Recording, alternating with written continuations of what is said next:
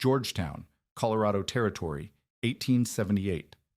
Spring snowmelt running down from the Rockies as Norwegian immigrant Lars Andersen begins construction on what locals would call the strangest structure they'd ever seen. While every miner threw up standard 12 by 16 cabins with vertical walls and 30-degree roofs, Andersen built something else entirely, a roof that stretched all the way to the ground. No walls whatsoever. Just massive 14-inch logs forming a steep triangle that towered 14 feet high. Mining engineer William Hayes called it a circus tent made of logs. The store owner dismissed it as a waste of good timber. The camp doctor bet $20 it would collapse in the first heavy snow. Andersen kept building through summer and fall, his roof angled at 60 degrees, twice as steep as anything in camp. Then February 15th, 1879 arrived. The blizzard that would bury Georgetown under 8 feet of snow in 72 hours. Standard cabins groaned, sagged, then collapsed under the crushing weight. Families fled into the night as roofs caved in around them. But Andersen's tent house? Snow slid off continuously, never accumulating even an inch. What did this Norwegian understand about snow, steep angles, and survival that an entire mining camp missed? If you value stories of practical wisdom that stood the test of time, make sure to subscribe. We've got more documented accounts worth remembering. Lars Andersen stepped off the supply wagon in Georgetown on a crisp April morning in 1878, carrying 2 canvas bags of hand tools and 40 years of mountain building knowledge inherited from his carpenter grandfather in Trondheim. The mining camp sprawled along Clear Creek at 8,400 feet elevation, its collection of hastily built cabins and commercial buildings, testament to the silver boom that had drawn 3,000 souls to this rocky valley in the Colorado Rockies. Andersen studied the existing structures with the practiced eye of someone who had survived Scandinavian winters, where inadequate shelter meant death. Every building followed the same pattern: vertical log walls topped with gabled roofs pitched at 30 degrees. The standard frontier construction that prioritized speed and material economy over performance in extreme conditions.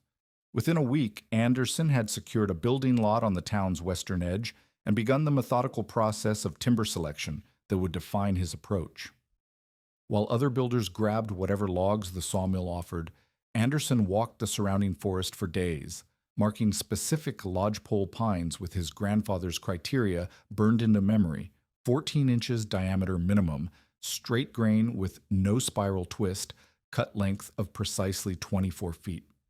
He rejected timber others would have gladly used, looking for the tight ring structure that indicated slow growth and maximum strength. Local sawyer Tom Bradley watched with amusement as the Norwegian paid premium prices for logs that seemed identical to standard 8-inch timber, selling for half the cost. The foundation work began in early May, and here too Andersen's methods defied local practice. Instead of the typical wooden sill plates set on stone piers, he laid a continuous stone foundation in a perfect rectangle 16 feet by 24 feet, mortared with lime cement mixed to specifications his grandfather had learned building mountain farmhouses that withstood centuries of Norwegian weather. The precision demanded by this foundation puzzled observers. Most cabin builders eyeballed their measurements and accepted variations of several inches. But Andersen's corners squared exactly 90 degrees, verified repeatedly with a handmade wooden triangle he had crafted during the winter crossing from Denver. When Andersen began setting his first roof timber in June, Georgetown's residents realized they were witnessing something unprecedented. The massive 14-inch log stretched the full 24-foot length of the foundation, anchored directly into the stonework with no vertical wall structure whatsoever. Mining engineer William Hayes, whose Cornwall training had given him authority in matters of construction, examined the work with growing skepticism. "Man's building a circus tent out of logs," Hayes announced to the gathered crowd at Murphy's Saloon that evening. "Never seen anything so wasteful in 20 years of frontier building." The A-frame structure rose throughout the summer with methodical precision that frustrated observers accustomed to rapid frontier construction. Where typical cabins took 3 to 4 weeks from foundation to completion, Andersen's project stretched into its third month with no apparent urgency. Each massive timber required hours of careful scribing and fitting using traditional Scandinavian techniques that allowed the logs to lock together without nails above the foundation level. Anderson carved precise notches with hand tools, testing each joint repeatedly until the fit achieved the exact tolerances his grandfather had demanded, tight enough to prevent air infiltration, flexible enough to allow the natural settling that would occur over the structure's first winter. Dr. Samuel Morrison, whose medical training had taught him to observe details others missed, watched Anderson calculate the roof angle using a wooden triangle marked with precise ratios. The Norwegian explained his reasoning to anyone willing to listen. 60 degrees provided the steepest stable angle, while ensuring snow would slide rather than accumulate. Snow slides at 45 degrees, Anderson repeated patiently. But at 60 degrees, it cannot grip. Most listeners dismissed this as foreign superstition, but Morrison noted the mathematical precision underlying the claim and began documenting Anderson's methods in his daily journal. Store owner Thomas Mitchell calculated the material costs with a merchant's eye for economy and pronounced the project wasteful beyond reason. Anderson's A-frame required 62 logs compared to 47 for a standard cabin, representing a 32% increase in timber expense. The thick-cut cedar shingles overlapped 6 inches instead of the standard 3-inch coverage, doubled the roofing cost. Could have built 2 proper cabins for what he's spending on that pyramid, Mitchell observed, shaking his head at such disregard for frontier economics. By late September, with the structure's distinctive silhouette dominating Georgetown's western skyline, local mockery had crystallized into outright betting. Dr. Morrison wagered $20 that the roof would collapse under the first heavy snow load, while Hayes organized a pool predicting the date of structural failure. The camp's weekly newspaper, the Georgetown Courier, ran a brief humorous item describing the Norwegians' peculiar pyramid and speculating about foreign building customs that defied American common sense. Anderson completed his A-frame in early October 1878, installing the final cedar shingles as the first snow dusted the surrounding peaks. The interior dimensions provided 384 square feet of floor space beneath a soaring 14-foot peak, with no vertical walls to obstruct the clean geometric lines. Traditional Scandinavian joinery techniques had created a structure that would flex slightly under load without failing, while the steep roof angle ensured that snow would find no purchase on the massive timber framework. As October's temperatures dropped and the mining camp prepared for winter, Anderson's tent house stood ready for nature's test.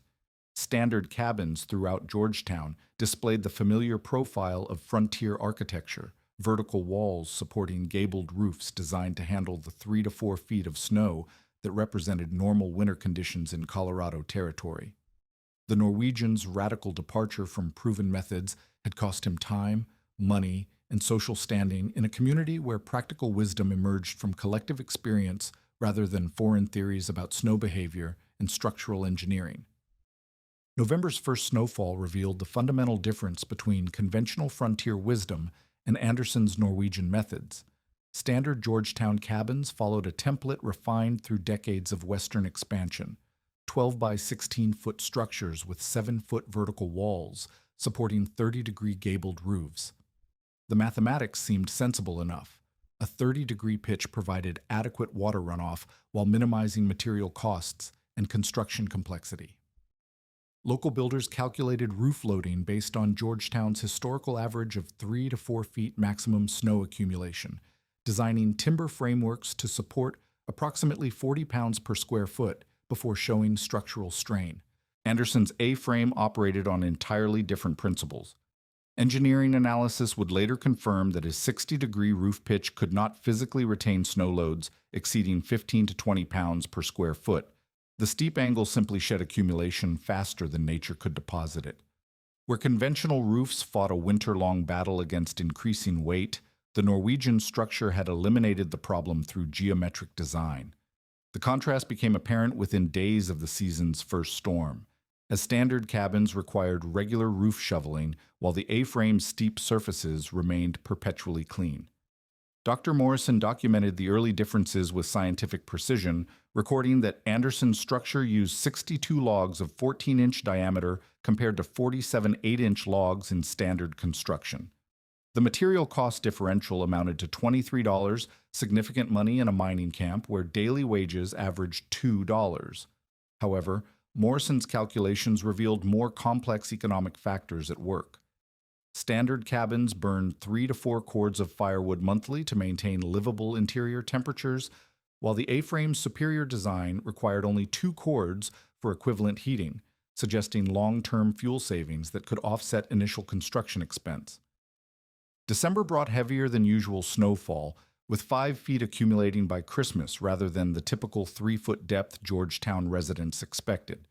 Standard cabins throughout the camp required roof shoveling every 10 days as homeowners climbed onto increasingly unstable platforms to remove dangerous accumulations. The work proved both exhausting and hazardous. Several men suffered falls, and Tom Bradley broke his wrist when snow-laden shingles gave way beneath him. Meanwhile, Anderson's A-frame continued its perpetual shedding, creating an 8-foot radius of bare ground around the structure where sliding snow formed ever-growing berms. The phenomenon puzzled Georgetown residents accustomed to uniform snow distribution across their valley. Standard cabins wore thick white caps that required constant maintenance, while the Norwegians' tent house remained dark against the winter landscape, like some geological formation immune to weather. Store owner Mitchell initially attributed the difference to wind patterns, speculating that the A-frame's position caught up drafts that swept snow away from the roof surface. This explanation satisfied most observers, who preferred natural causes to admitting their construction methods might be inadequate. William Hayes maintained his engineering skepticism through December, though privately he began documenting the A-frame's performance with growing interest. His mining background had taught him to recognize efficiency when he observed it, and Anderson's structure clearly outperformed conventional designs in snow-shedding capability.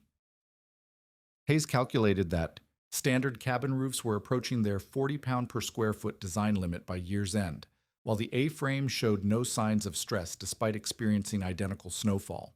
Still, Hayes publicly dismissed the Norwegian success as temporary luck, predicting that truly severe weather would expose the folly of building walls from roof timber. January 1879 brought temperatures averaging 15 degrees below Georgetown's normal winter range, creating conditions that tested every structure in camp. The extreme cold transformed snow from powder to wet, heavy accumulation that packed against roof surfaces with increasing density. Standard cabins began showing visible sag as their timber frameworks approached maximum loading capacity. Several homeowners installed temporary support posts beneath roof peaks, while others organized cooperative shoveling parties to reduce dangerous accumulations before structural failure occurred. Anderson's A-frame remained completely unaffected by the temperature drop, its steep surfaces too efficient at snow removal for accumulation to occur regardless of density or adhesion characteristics. The structure's performance became impossible to ignore as desperate neighbors watched the Norwegian split firewood in his shirt sleeves outside a building that stayed comfortable with minimal fuel consumption. The bare patch surrounding his foundation had grown to 12 feet radius as sliding snow created insulating berms that actually improved the structure's thermal efficiency. Dr. Morrison's daily temperature recordings revealed the A-frame's superior heating characteristics with mathematical precision. Where standard cabins struggled to maintain 50-degree interior temperatures despite burning 4 cords of wood monthly, Anderson's structure held steady at 55 degrees using less than half the fuel. The physician began calculating annual heating costs and realized the Norwegians' wasteful construction would pay for its additional timber expense within 2 seasons through reduced firewood consumption alone. Social dynamics in Georgetown shifted subtly as winter progressed, and Anderson's methods proved increasingly superior to conventional approaches. The initial mockery gave way to grudging curiosity as practical men recognized performance that transcended cultural prejudice. Hayes admitted privately that the A-frame seems to be working better than expected, though he maintained public skepticism about foreign building techniques. Mitchell began studying the structure's design details, sketching the massive timber joints, and calculating the precise 60-degree angle that enabled continuous snow shedding. By late January, Georgetown's residents had grown accustomed to the A-frame's peculiar bare patch and the constant whisper of sliding snow that marked its efficient operation. Most attributed Anderson's success to favorable positioning or unusual wind patterns rather than superior engineering principles. The consensus held that the Norwegian had gotten lucky with local conditions that happened to favor his strange construction methods. As February approached, the mining camp prepared for spring, with confidence that winter's worst trials lay behind them, unaware that nature was gathering forces for a test that would destroy conventional wisdom and vindicate methods they had dismissed as foreign foolishness. The meteorological conditions that would create the blizzard of '79 began forming on February 15th when two massive weather systems converged over the Colorado Rockies. A Pacific storm front, heavy with moisture from the warm ocean currents, met an Arctic air mass that had swept down from Canada, carrying temperatures 30 degrees below normal. The collision occurred directly above Georgetown's valley, creating atmospheric conditions that would dump more snow in 72 hours than the mining camp typically received in an entire season. Initial snowfall began at 3 inches per hour on the evening of February 15th, a rate that seemed manageable to residents accustomed to periodic winter storms. Standard cabin owners prepared for routine roof maintenance, gathering shovels and planning the cooperative snow removal that had become necessary throughout the unusually heavy winter. Dr. Morrison recorded the temperature at 22 degrees below zero as snow continued falling steadily through the night, creating conditions where each flake froze instantly upon contact with existing accumulation.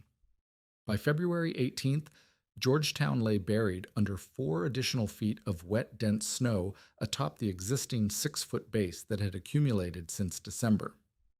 The new precipitation carried devastating weight. Where powder snow might load roofs at 20 pounds per square foot, this storm deposited wet accumulation approaching 40 pounds per square foot before compacting under its own mass into even heavier densities. Standard cabin roofs designed for maximum loads of 40 pounds per square foot suddenly carried 65 to 70 pounds across every timber and joist. William Hayes heard his cabin timbers groaning under the unprecedented load as he lay awake on the night of February 19th. Listening to sounds no frontier builder wanted to hear. The 8-inch roof beams that had seemed adequate for Georgetown's typical winters now flexed audibly under forces they had never been designed to withstand. Across camp, similar sounds echoed from other structures as 30-degree roof pitches accumulated snow faster than homeowners could remove it, despite dangerous attempts to shovel in whiteout conditions and sub-zero temperatures. 3 cabins showed visible roof sag by February 20th, their ridge lines drooping in curves that indicated imminent structural failure. Tom Mitchell evacuated his store when a main roof beam cracked with a sound like a gunshot, creating a spiderweb of splits in the timber that supported half his building's weight. The crack propagated slowly but inevitably as additional snow continued falling at 4 inches per hour, each new accumulation adding pounds of force to an already failing structure. Hayes discovered ice dams forming along his cabin's eaves as the storm intensified, where backed-up water from melting snow had nowhere to drain and began seeping under his cedar shingles. The phenomenon created interior leaks that turned his floor into a skating rink, while outside temperatures remained well below freezing. Standard 30-degree roof construction had created the perfect conditions for ice dam formation. Gentle enough slope to retain snow, steep enough to allow some melting, but inadequate drainage to prevent backup when freeze-thaw cycles occurred. Throughout this escalating crisis, Anderson's A-frame operated with mechanical efficiency that seemed to mock the struggles occurring throughout Georgetown. Snow continued sliding off the 60-degree surfaces as fast as nature deposited it, creating the familiar whooshing sound that had become the storm's soundtrack around the Norwegian's property. No accumulation existed on the roof to create ice dams, no weight stressed the massive timber framework, and no groaning sounds disturbed Anderson's sleep as he maintained interior temperatures at 42 degrees with minimal wood stove fuel. The storm reached peak intensity on February 20th through 22nd, delivering 6 inches of snow per hour driven by winds reaching 50 miles per hour. Total accumulation approached 8 feet in 72 hours. Creating drifts that buried first-floor windows, and made movement between buildings virtually impossible. 2 standard cabins were evacuated when roof timbers snapped audibly, their occupants fleeing to neighbors' homes that might themselves fail at any moment. Dr. Morrison's cabin suffered partial collapse when a corner post buckled under the load transfer from a sagging roof beam, rendering half the structure uninhabitable. The A-frame's performance during the storm's peak demonstrated the mathematical precision underlying Anderson's design principles. Interior temperature readings remained stable between 40 and 45 degrees, while outside conditions reached 22 below zero with hurricane-force winds. The continuous snow shedding meant that structural loading never exceeded the 15 to 20 pounds per square foot that the steep angle could physically retain, leaving the massive 14-inch timbers unstressed, while neighbors' 8-inch beams failed under triple that loading. February 23rd, at 3 o'clock in the morning, brought the crisis to its inevitable conclusion when Hayes's cabin roof collapsed completely under an estimated 12-foot snow load that had accumulated despite his desperate shoveling attempts. The sound of crushing timber and falling debris woke the entire camp as 2,800. Pounds of snow and structural material crashed into the space where the mining engineer had been sleeping moments before. Hayes escaped with his family into the sub-zero night, wearing only nightclothes, joining other refugees whose homes had become death traps under nature's relentless assault. Georgetown's residents faced a stark reality as dawn broke on February 23rd. Only one structure in their mining camp remained completely sound and habitable. Anderson's tent house stood unmarked by the storm that had destroyed or damaged every conventional building, its steep, dark profile rising from snow berms that had grown to surround the foundation like natural fortifications. The ridiculous foreign construction that had provoked months of mockery now represented the difference between shelter and death for 11 displaced families who had nowhere else to turn. As desperate neighbors approached the Norwegians' door, seeking refuge from the continuing storm, Anderson quietly opened his 384 square feet of floor space to accommodate everyone Georgetown's conventional wisdom had failed to protect.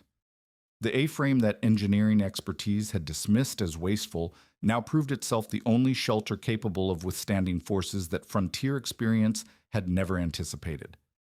11 people crowded into Anderson's 384 square feet of floor space as the storm continued its relentless assault on Georgetown through the early morning hours of February 23rd. The Norwegian quietly organized sleeping arrangements with the methodical efficiency that had characterized his construction project, directing families to claim spaces along the sloping walls where the A-frame's geometry created natural alcoves. The Hayes family settled into the northeastern corner with their 3 children, while Dr. Morrison and his wife claimed the area near the central wood stove where his medical supplies could remain accessible. Space management became critical as more displaced residents sought shelter throughout the morning. Tom Mitchell arrived with his wife and elderly mother after their store's partial collapse made their attached living quarters uninhabitable. The Kowalski family from the camp's eastern edge appeared at midday, carrying their infant daughter and what possessions they had managed to salvage before their cabin's roof failure. Anderson established the central area beneath the 14-foot peak as common space for cooking, eating, and the social interaction necessary to maintain morale during what would prove to be 6 days of forced cohabitation. The A-frame's heating efficiency became apparent within hours of the emergency occupation. Anderson's single wood stove, positioned optimally to take advantage of the structure's natural airflow patterns, maintained interior temperatures between 38 and 45 degrees, while outside conditions registered 15 below zero. The Norwegian had designed his chimney system using principles learned from his grandfather's mountain farmhouse, where efficient heat distribution meant the difference between survival and death during Scandinavian winters that lasted 7 months.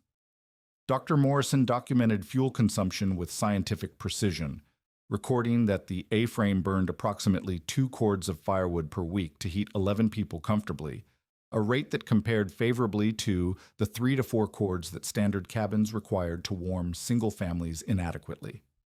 The efficiency resulted from multiple design factors working in combination: superior insulation provided by the thick log construction, elimination of heat loss through vertical walls, and the geometric advantages of heating a triangular space where warm air naturally concentrated at the peak before radiating downward.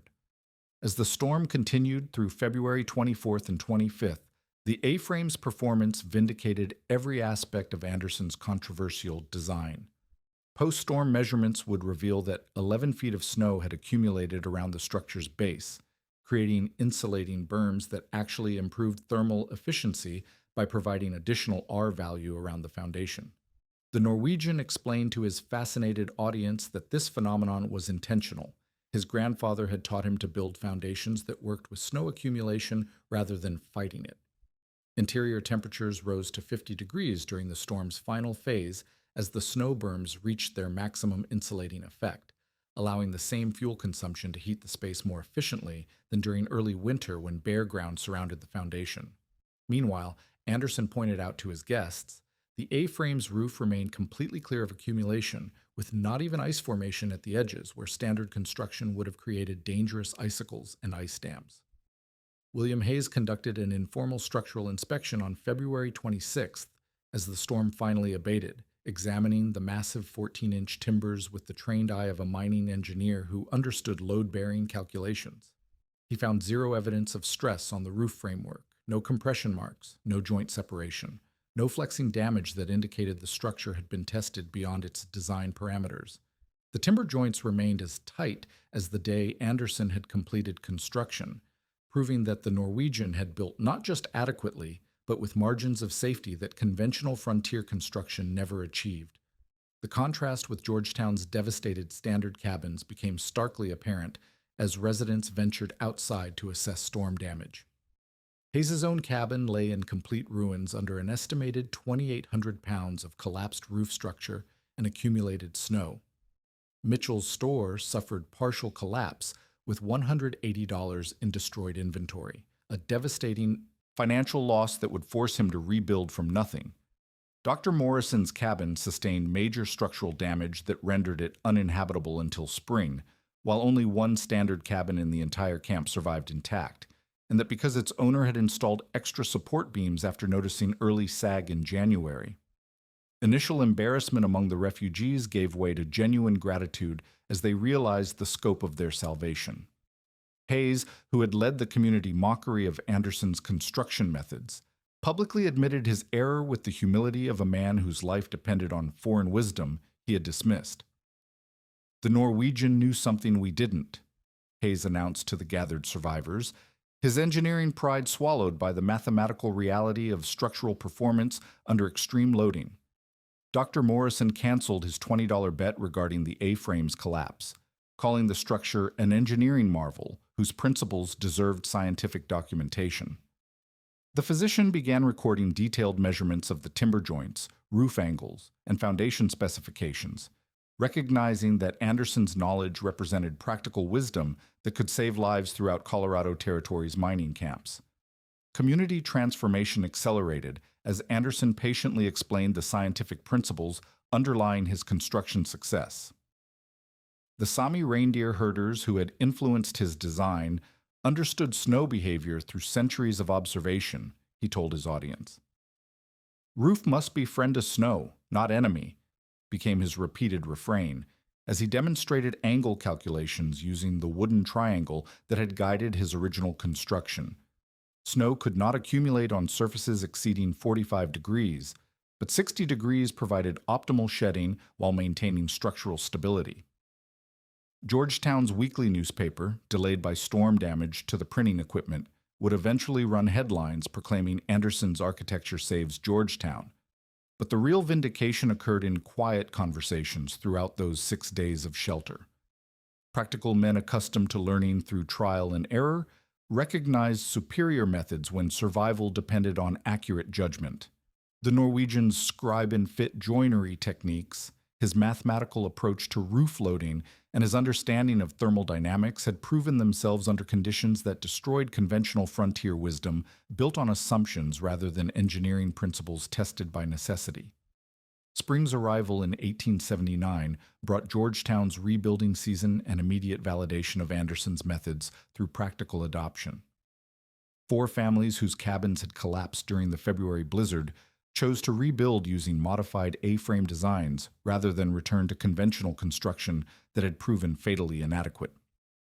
William Hayes, whose engineering background enabled him to analyze structural failures, with mathematical precision, commissioned an A-frame cabin that incorporated 60-degree roof angles with slightly modified proportions to accommodate his family's specific needs.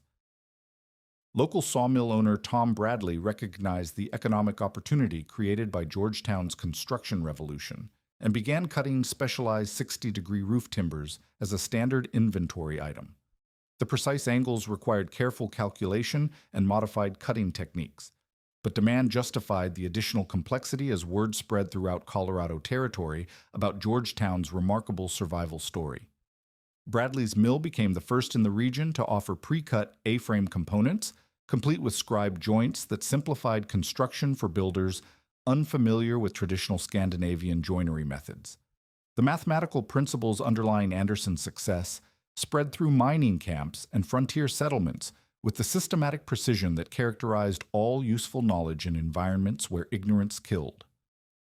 60 degrees equaled a slope ratio of 1.73 to 1, significantly steeper than the 1-to-1 ratio represented by 45-degree angles where snow began losing its grip on roof surfaces. Load distribution calculations revealed that A-frame designs transferred roof loads directly to ground level through compressed timbers, eliminating the wall-bearing stress that caused standard cabin failures under extreme snow loading.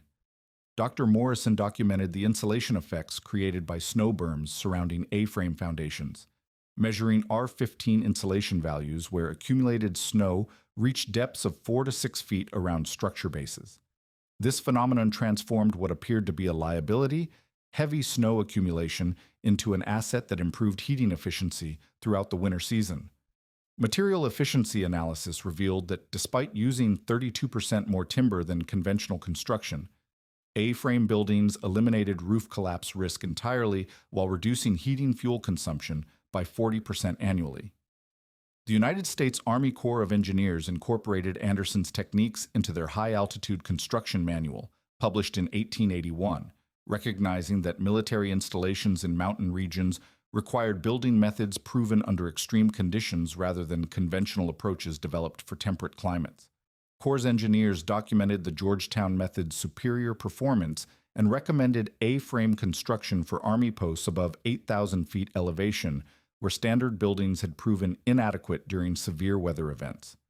Scandinavian immigrant communities throughout Colorado Territory adopted what became known as the Georgetown method, creating a network of steep-angle construction that significantly improved survival rates during subsequent severe winters. Norwegian, Swedish, and Finnish settlers brought variations of traditional knowledge that complemented Anderson's specific innovations, leading to regional adaptations optimized for local climate conditions while maintaining the fundamental 60-degree roof principle that ensured continuous snow shedding. Measured outcomes documented over the following decade provided statistical validation of Anderson's methods that transcended anecdotal evidence. Winter survival rates in communities using modified Georgetown construction reached 100% during severe weather events that killed 27% of residents in areas relying on standard frontier building techniques. Fuel consumption reductions averaged 35 to 42% compared to conventional cabins, representing substantial economic advantages that offset higher initial construction costs within 2 heating seasons. Structural failure rates during heavy snow loads measured 0% for A-frame construction compared to 23% for standard cabins during equivalent weather conditions, proving that Anderson's design eliminated rather than merely reduced the risks that made frontier winters potentially fatal. The technique spread to 47 high-altitude communities across Colorado Territory by 1885, creating a documented trail of improved survival outcomes that validated traditional knowledge transplanted from harsher climates.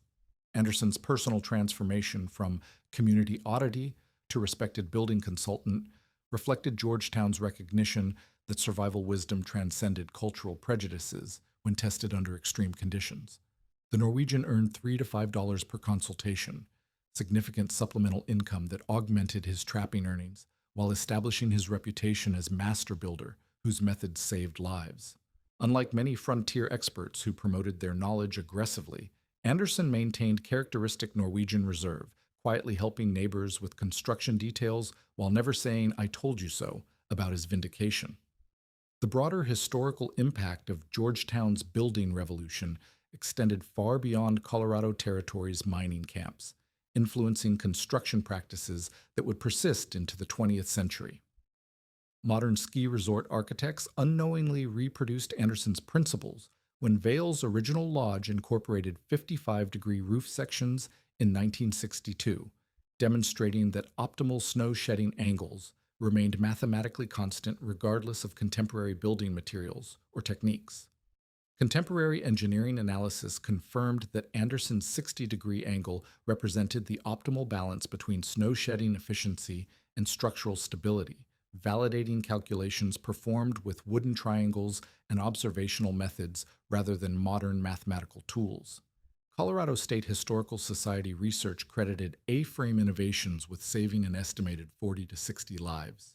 During the 1880s severe winters, quantifying the human cost of conventional wisdom that prioritized construction speed over performance under extreme conditions.